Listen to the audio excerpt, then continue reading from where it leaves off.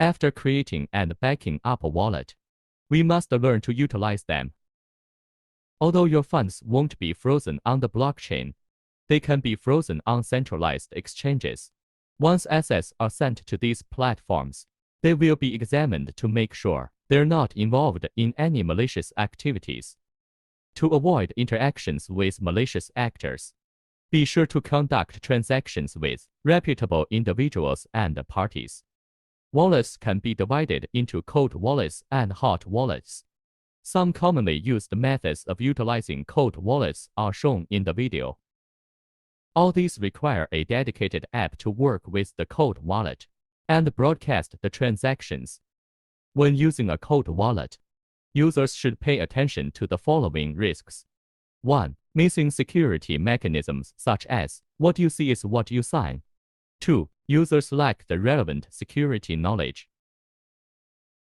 Compared to cold wallets, hot wallets are more prone to compromising private keys. Here are some things to keep in mind. 1. If an environment has malware, there is a higher risk of compromised private keys.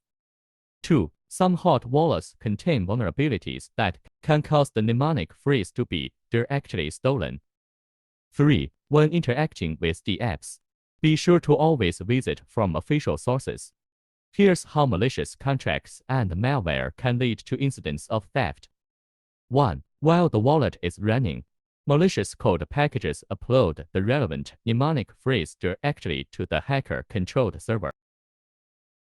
2. When initiating a transfer, information such as the target address and amount is secretly replaced in the wallet backend, making it difficult to notice.